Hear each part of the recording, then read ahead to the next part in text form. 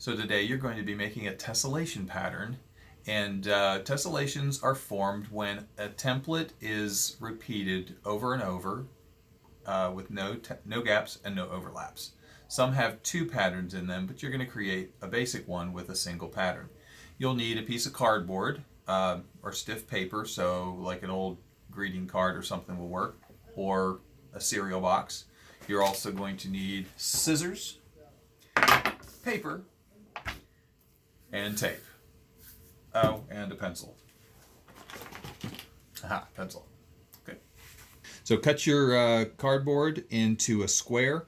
The more accurate your square is, the better your template's going to turn out. So make it as precise as possible. All right, I have marked the opposite edges with a highlighter. You don't need to do that. Just to emphasize, we want these two sides are opposite and parallel.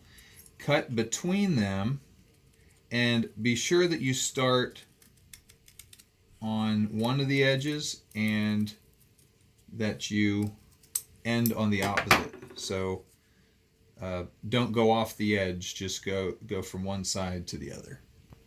Okay, you're going to then tape the straight edges together, and I find it's easiest if you tape the back side of one and then press the other into it. So make sure that those opposite straight sides are together.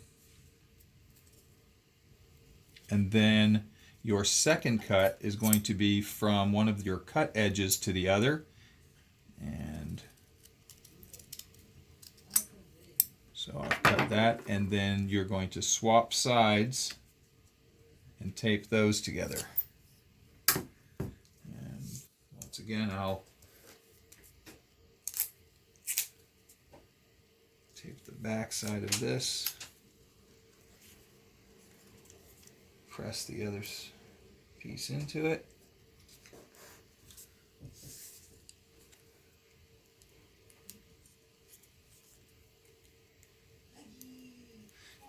Now it's sometimes the tape will stick out a little bit, so if you see that it's not flush along the edge, go ahead and trim it up.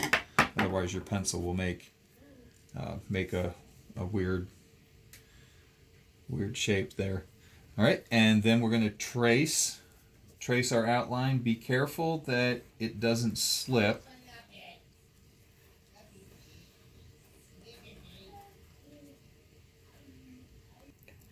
All right, so I've traced all the way around. If you want to make a mark where your seam is, you may, because that's where the other when you slide it, where the other part's going to line up. And so I'm just going to make little marks here to show you how the next copy is going to go. So there I've traced my shape. When I slide this down, this part of the seam is going to line up with where that one ended.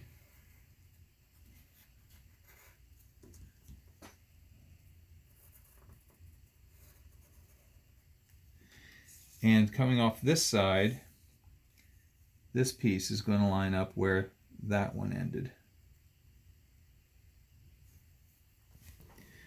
Continue tracing it to fill the entire page, and look for some kind of pattern. If you can make a face, a shape, some kind of animal out of it, that's kind of cool. I think mine looks a little bit like a fish or a submarine or something. So I'm going to decorate it a little bit.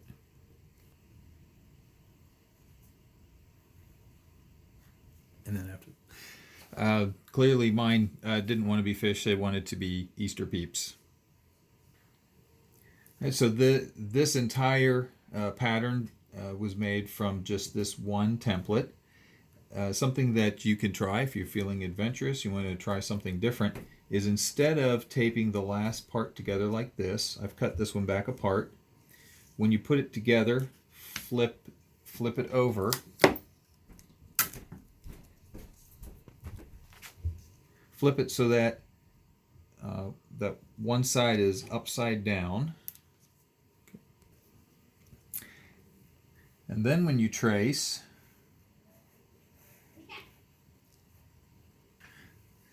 So when you trace this one, I've traced the second below here. It fits straight underneath. But when we go off to the side, this is going to be flipped over because we flipped it side to side. So there's that mark. It'll line up with this one, but it's upside down.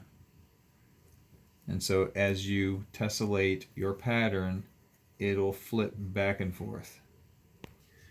So you can see from just from rotating one side to the other that the pattern looks completely different than this original one, which is a little more symmetrical and orderly, but this comes from the same exact cuts as the other. You can make it as detailed and intricate or as basic as you like. So go have some fun with it. Do a Google search for different types of different tessellations, and you can kind of predict ahead what as you do a couple, you'll be able to make different types of designs. Like if you want to make a fish, a bird, something that's round, a building, vehicle, and go have some fun with it.